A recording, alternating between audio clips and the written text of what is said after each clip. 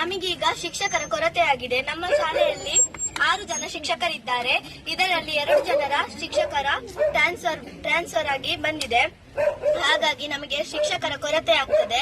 ನಾವು ಕಲಿತ ಅರ್ಥ ಕಲಿಕೆಯು ನಷ್ಟವಾಗ್ತದೆ. ನಾವು ನಮ್ಮನ್ನು ಪರೀಕ್ಷೆಯ ಸಮಯದಲ್ಲಿ ಶಿಕ್ಷಕರನ್ನು ಟ್ರಾನ್ಸ್ಫರ್ ಮಾಡಿದ್ರೆ ನಮಗೆ ಬಹಳ ತೊಂದರೆ ಆಗ್ತದೆ. ನಮ್ಮ ಕಲಿಕೆ ಕೂಡ ನಷ್ಟ ಆಗ್ತದೆ. ಇದರಿಂದಾಗಿ ನಮ್ಗೆ ತೆಗೆದ್ರೆ 1 ರಿಂದ 8ನೇ ತರಗತಿ ಮಕ್ಕಳವರೆಗೂ ಕೂಡ ಎಲ್ಲರಿಗೂ ಶಿಕ್ಷಣ ನಷ್ಟವಾಗ್ತಿದೆ. ಹೀಗಾಗಿ ನಾವು ಟ್ರಾನ್ಸ್ಫರ್ ಅನ್ನ ಒಪ್ಪುವುದಿಲ್ಲ.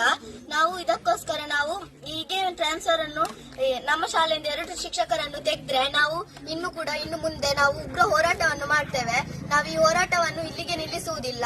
ನಾವು ಮುಂದಕ್ಕೂ ಕೂಡ ಈ ಹೋರಾಟವನ್ನು ಮಾಡುತ್ತೇವೆ. ತೆಗೆದ್ರೆ ಈ ಶಿಕ್ಷಕರನ್ನು ನಮ್ಮ ಶಾಲೆಯಿಂದ ತೆಗೆದ್ರೆ ನಮ್ಗೆ ಬಹಳ ಕಷ್ಟ ಆಗ್ತದೆ. ತುಂಬಾ ಅಂದ್ರೆ ತುಂಬಾ ನಮ್ಮ ಕಲಿಕೆ ಎಲ್ಲ ನಷ್ಟ ಆಗ್ತದೆ. ಕಲ್ತದ್ದು ಅರ್ಧದಲ್ಲಿ ನಾವು ಮುಂದೆ ಕಲಿಯುವವರು ನಮಗೆ ನಮ್ಮ ಶಿಕ್ಷಣವೇ ಹಾಳಾದ್ರೆ ನಮಗೆ ಮುಂದಕ್ಕೆ ಕಲೀಲಿಕ್ಕೆ ತುಂಬಾ ನಷ್ಟ ಆಗ್ತದೆ.